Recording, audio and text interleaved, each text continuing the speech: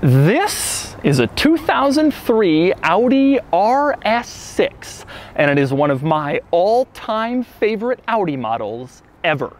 You see, the rest of the world has gotten high-performance Audis for years, going back to the RS2 in the early 1990s, and then RS4s and RS6s and RS SUVs, but not in America. Only recently has Audi started giving us its best high-performance models, and the US market only got the RS6 once, for one model year in one body style, the 2003 RS6 sedan. And today, I'm going to review it. I've borrowed this RS6 from MOTORCARS of the main line, which is an independent dealership here in the Philadelphia area that always has the coolest and most varied and most interesting inventory. Everything from a 1980s Cadillac to modern BMWs to exotic sports cars to this RS6. There are always about a dozen cars that excite me every time I go to MOTORCARS of the main line. So what's the deal with the RS6? Well, like I mentioned, Europe and other markets have gotten many different versions of the RS6 over the years, but this is the only one they ever sent to the United States, only in 2003, only as a sedan, and it used a turbocharged V8 with 450 horsepower and 415 pound-feet of torque. Those were monster numbers back in 2003, and this was the fastest sedan in the world at the time, along with the supercharged Mercedes E55 AMG, which came out the same year. But there were problems.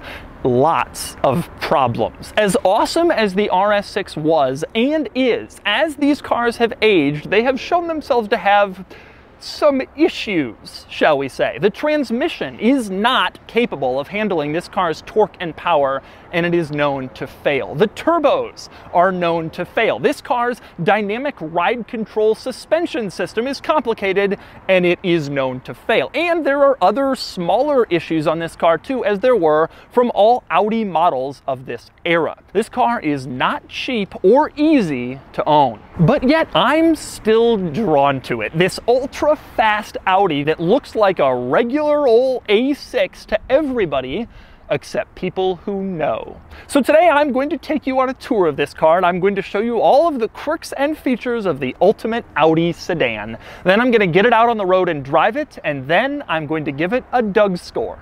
And for more of my thoughts on the RS6, click the link below to visit autotrader.com/oversteer, where I've also rounded up a list of the coolest older Audi models listed for sale right now on AutoTrader.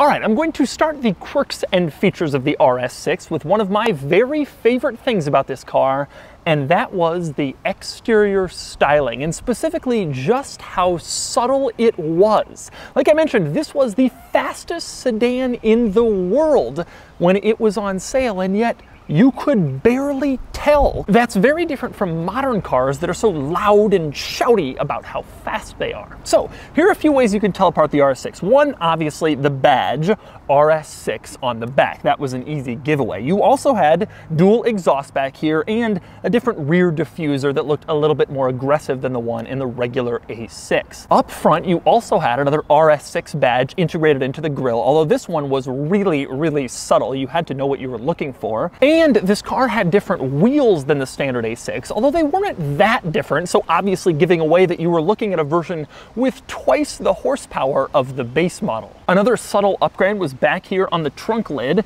The regular A6 models were just rounded back here, but this had a tiny little spoiler that sort of gave away what it was. My favorite exterior modification to this car, though, undoubtedly, was the fenders. In order to accommodate wider wheels and tires, they had to flare out the fenders just a little bit. And if you're into this kind of thing, you get up behind one of these in traffic, and that 1 extra inch of flare on either side is enough to let you know you're not looking at a regular A6 2.8.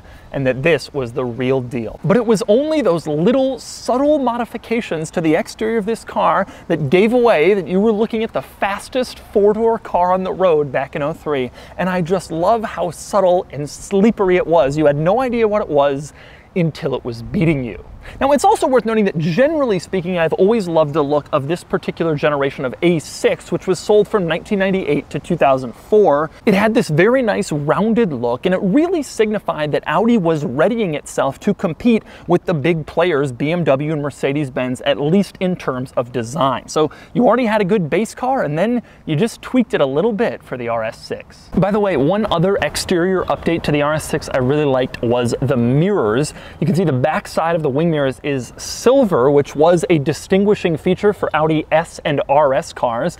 They had the silver mirror trim, and it was one of those things, again, where you only knew that that meant it was something special if you knew. And next up, we climb into the RS6, and the first thing you're struck by when you get in this car is just how simple it is, especially compared to modern cars. There's not that much attempt to style the interior, for instance. No swoopy lines all over the place. You just have a simple steering wheel, simple gauge cluster, simple center control stack. The simplicity of this interior really strikes me, especially after 15 years of advancement with more complexity and more technology getting into cars. And frankly, it really complements the simple exterior design of the C5 Audi A6 with its nice clean lines. Now, another interesting thing in the interior of the RS6 is, once again, you can barely tell that you're in an RS6 when you get in this interior. There's only a few badges in here. You have one at the base of the steering wheel, it says RS6, and then you have another one in the gauge cluster on the tachometer, it says RS6,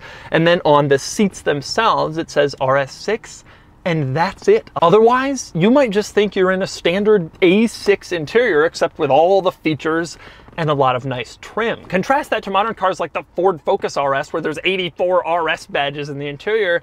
I kind of like the subtle look of this one. But despite the fact that this interior is a paragon of simplicity, there are still quite a few interesting quirks and features in here, and I want to start with the cup holders. Now, this era of A6 was clearly designed without any cup holders in mind, and so they had to add them as afterthoughts and squeeze them in where they had room. One of the places they squeezed them in was in the center control stack. Next to all the buttons and the radio, there's a cup holder. You push this little plastic thing, and then it pops out in this very over-engineered German way, where it comes out and then kind of comes down. Now, the interesting thing about that cup holder, though, is if you actually put a drink in there, and then it's a hot day and the drink starts to sweat, the liquid from your drink will start to drip directly down onto your radio, your climate controls, your gear lever. It is a truly terrible place for a cup holder. Although it is not the worst place in this car for a cup holder, the other cup holder is in the center console. You lift up the lid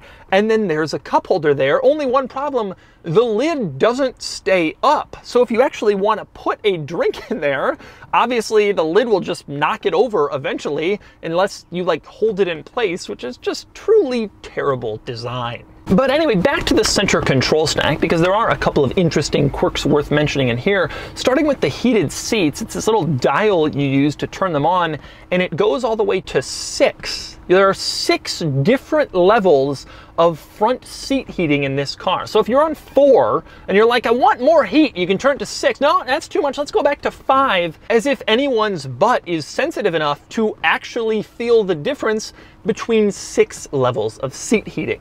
Also in the center control stack that I like, in the very bottom in this little storage tray, you have the ashtray and the cigarette lighter. And I like the fact that when you open it up, the cigarette lighter pops out and then up to be aimed towards you. A nice piece of design in this car. And next up, moving down from the center control stack and into the middle, and you can see the transmission lever. This was Audi's Tiptronic automatic from this era. They put it in basically everything, and it simply didn't have the capability to handle this car's power and torque. The torque converter in these transmissions failed constantly. In fact, they were often going bad so quickly that they were failing under warranty, and Audi was having to replace them. Unfortunately, this is the only transmission this car was ever offered with, at least here in North America. You could only get that Tiptronic automatic. Now, next up, staying in the center center area here, moving back towards the seats, I already mentioned the cup holder inside the center console, which was weird. The other weird thing about the center console was you could put it back if you wanted to. You could simply lift it up, it would tilt, and then you could put it away and it would lock in place there, and then you didn't have to deal with the center console if you didn't want to. If you then wanted to bring it back out, you kind of push this little plastic piece at the end, and then you could lower it into your desired center console position. This really was more intended to just be an armrest, but I think after a while they realized they needed cup holders, and then it had a dual purpose after that. Now, next up, another interesting item in this car is the sunroof, and specifically the fact that when you look at the car from the outside, the sunroof is glass, but when you're in here, you can't like pull back the sunroof cover to allow light to come in even if you don't have it open. And that's because beneath the sunroof glass, but above this cover in the interior, this car had solar panels mounted, and if you look at it from the outside, you can clearly see there are solar panels in the sunroof. So what exactly was that for? Well, the theory was that the solar panels could take in light and then store it and use the energy to power the climate control system when the car was off, so it could keep it cool on a hot day or whatever. The Volkswagen Group did this on several models from the time. I remember it was also in Bentleys, but obviously it added a ton of complexity, and you couldn't just open this little cover and have light come in through the sunroof glass, and so eventually they just ditched it. But there was an era where Volkswagen, Audi, Bentley models had solar panels in the sunroof to power the climate control when the car was off. Now, when you're in here and you want to open up the sunroof, you can do that just like normal. You twist this little dial and the sunroof opens all the way. It's just that you don't have access to that panel that allows light to come in. Interestingly though, the sunroof can still tilt. If you put it in tilt mode, it tilts up, and then this Alcantara sunroof cover kind of curls up in order to allow just a little bit of air and light to get in when it's in tilt mode. A very strange operation for this sunroof. Now, two other interesting things in this area by the sunroof. One relates to the sun visors. The sun visors in this car are pretty normal. You just put them down like usual, but in this car, like in all cars, there's still a little area where sun can get in around the rear view mirror. But Audi thought of that, and there's a little plastic additional sun visor that comes down to cover that area above the rear view mirror. That is brilliant design and really thinking everything through. Another interesting thing in this area, you can see this car has an OnStar button, which is very unusual because we all associate OnStar with General Motors, but there was a small period in the 2000s where Volkswagen contracted with General Motors to stick OnStar in some Volkswagen and Audi models, and this car is obviously one of the ones that had it, so it has the OnStar system equipped just like you'd get in a brand new Chevy Equinox. Now, next we move on to the door panels, and as you can see, the door panel is very simple with only the basics, everything you need and nothing more. One thing I like is the fact that there are two different door panel storage areas. You have one large one, and then you have one very small one, which isn't quite big enough for my wallet, but it almost fits. So you have two different places where you can store stuff on the door panel. My favorite door panel item though is on the seat memory. You can see there are three different memory settings, and then there's a bright red button marked stop. Apparently, if you pressed a memory button and the seat was moving and you didn't want it to, and you wanted it to stop, instead of just pushing the seat controls, you could also press this red stop button as like a panic thing. We must stop the seat! And then the seat would stop moving. Very interesting to see, like an emergency power seat stop button in a car. Another interesting item in the door panel area is the trunk release, which is not actually on the door panel, but instead on like the B pillar next to the driver's seat. You press this little button and that releases the trunk. Not sure I've ever seen it there in any other car. And next we move on to the gauge cluster, which again, like I mentioned, pretty simple. Tachometer on the left, speedometer on the right. In the middle, you have a very rudimentary version of a gauge cluster screen with these red pixel dots. These are always going out, but they're perfect in this car. And this screen was divided into 4 different sections. On the top, you had the music, whatever radio station or CD track you were listening to. Then you had the outside temperature. At the bottom, you had what gear you were in. And then the third one in the middle that was configurable. And in order to configure it, you press this small unlabeled button at the end of the windshield wiper stalk. You push that. There was no explanation that that's what you had to do, but if you did it, you could cycle through like your range and your average fuel economy and your average speed and those sort of basic driving functions. Now, speaking of the signal stalks being weird, over on the turn signal stalk, you have some of the strangest cruise controls I have ever seen. You push this little button at the end to lower your cruise control speed, and you pull this little switch in the middle to the left in order to raise your cruise control speed, and it just was not very user-friendly. The weird thing is Audi didn't put any buttons on the steering wheel. They easily could have integrated the cruise controls into the steering wheel, but for some reason, Audi wanted their steering wheel to be buttonless. And next we move on to the back seats of the RS6, where there are more interesting quirks and features, starting with the fact that the rear seats are heated just like the front seats, and just like the front seats, you have a dial that gives you 6 different levels of seat heating. So altogether in this car, there are 24 different levels of seat heating between the seats that you can be on at any given time. And next up, a few other interesting items back here. One is the fact that the RS6 has fold-down coat hooks. They're on the ceiling next to the rear grab handles. You fold them down, and then you can hang your coat or your suit or whatever in the back. You also have rear sunshades, although I am pained to say they are merely manual. You have to put them up yourself, but at least they're there. And another interesting item back here comes when you fold down the center armrest, and you can see that behind it, there's this little compartment with what appears to be like a sack or a bag. That is the ski sack. The theory was that if you wanted to transport skis in your RS6, but you didn't want to mount ski racks and your skis on the roof, you could put them in the trunk. And then this little bag was built into this center area in the rear seats, and you could kind of stick your skis through it, and they would go all the way into the passenger compartment, but that bag would be around them to make sure that no snow or ice got in your RS6 interior. Another interesting item with this fold down rear armrest, it does not contain cup holders like so many of them do, but instead it contains the first aid kit. I guess Audi's war on cup holders continued to the back seat, where they decided that a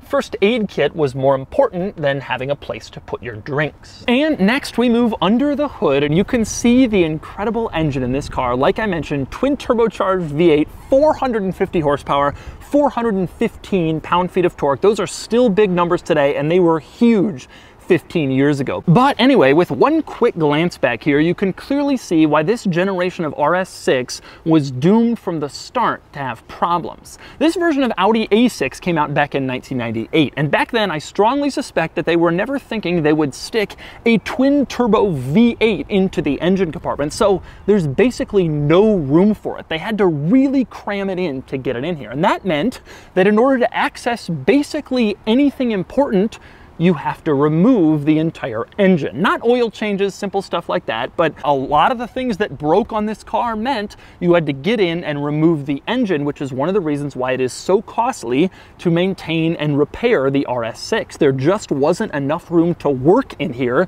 because this engine barely fit. And in fact, the engine compartment was so small that they didn't have enough room for the battery in there. And so Audi had to relocate the battery to the trunk. But the problem with that was there wasn't enough room in the trunk for the battery either. So Audi decided to just stick it on the trunk load floor, basically over to the right a little bit, but right there where you would want to put cargo, and then they covered it in this cloth cover, and that's where the battery just sits in the RS6. It was the only way they could make the packaging work. So if you have a regular A6, you have more cargo space, but if you have an RS6, a lot of it is taken up by this battery hump in the trunk. Now, other than that, the trunk in this car is fairly standard, nothing particularly unusual back here, normal sized, except for the battery hump. And so those are the quirks and features of the RS6. And now it's time to get it out on the road and see how it drives. All right, driving the RS6. I've wanted to do this for a long time, ever since this car came out. In fact, I still remember when I saw the first one of these when I was 15 and I saw my first RS6. I just lost it. I thought it was the coolest thing in the world. But it had its issues. I had a guy come up to me while I was filming this in the parking lot. He said, hey, I had one of those. and he wanted to check and see if it was his old car, and it wasn't, but he said, I traded it in a few years ago, and I said, let me guess why. Transmission problem? He said, yep, torque converter went out. I said, suspension problem? He said, yep, had problems with the active suspension. He said, I was having all these problems, and I just couldn't do it anymore off warranty, and traded it. But he said it was still one of his favorite cars he's ever owned, and that's how it went with these. Everybody loved them, but nobody wanted to be responsible for owning them. The drive is still great. The sound is surprisingly good. I like the simple interior. The car feels very well put together. This one is exceptionally low mileage, 62,000. It's in pretty nice shape as these things go. No pixels missing from the display screen, which is a common problem. The feel of this car is just fantastic. To me, this car feels like the next level from an E39 M5. It just feels so much more solid and well-built and well-constructed. E39 M5 did come out a few years earlier, but it was the same era of car. This thing just took it to a whole new level. Truthfully, one of the most amazing and obviously amazing things with this car, the moment you start to put your foot down, it starts to do its thing. There's very little lag. There is some, but very little.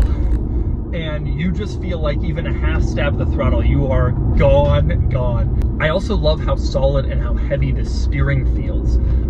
It does not feel light like in so many modern performance cars.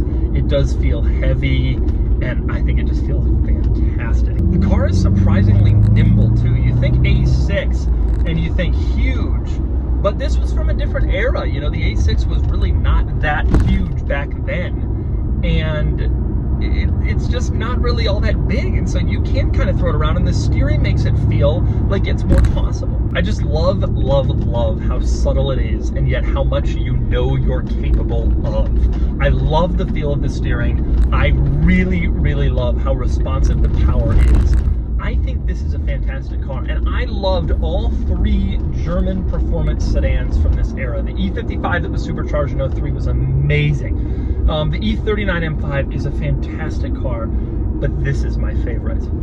Not only is it rarer, but it's just everything about it I truly love.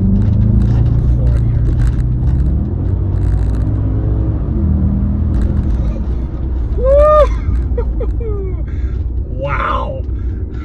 For an 03 sedan, that is pretty good. And so that's the 2003 Audi RS6. This was a special car, and it represented the pinnacle of Audi performance sedans in the United States until recently, when we finally got the RS3 and the RS5 Sportback. This car may have its problems and its issues, and it may not be cheap to own, but I love it. And I love the sleeper look, where you have no indication that it is anything special until it's flying by you, doing 0 to 60 in 4.3 seconds. Anyway, with that, it is time to give the RS6 a Doug score. Starting with the weekend categories and styling, I've always felt this RS6 is very attractive, though it's still a sedan and not a gorgeous sports car, and it gets a 7 out of 10. Acceleration does 0 to 60 in 4.3 seconds, and it gets a 7 out of 10. Handling is good for a car like this, surprisingly so, nicely weighted steering and a relatively nimble overall feel, and it gets a 6 out of 10. Fun factor is good, and it gets a 6 out of 10. Cool factor is okay. Car enthusiasts know and respect this RS6, though regular people probably won't give it a second look. It gets a 6 out of 10 for a weekend score of 32 out of 50. Next up are the daily categories and features. The RS6 was good back then, but it's low on modern tech, and it gets a 4 out of 10. Comfort is fine, and it gets a 6 out of 10. Quality is really low. The interior is fantastic, and the materials are great, but the rampant reliability issues significantly hurts things, and it gets a 4 out of 10. Practicality is normal for the segment, and it gets a 5 out of 10. Value is a tough call. These are way cheaper than they should be given the performance and the rarity, but people are scared to buy them because of all the problems. As a result, it can't do better than a 6 out of 10 for a total daily score of 25 out of 50. Added up, and the Doug score is 57 out of 100, which places it here against some other luxury performance sedans and coupes of its era. The RS6 is great, but reliability issues and an automatic transmission will always mean it plays second fiddle to the E39 BMW M5 from this era, and the poor RS6 always gets overlooked as a result. But I love the RS6, and I love it even more after spending the day with this one.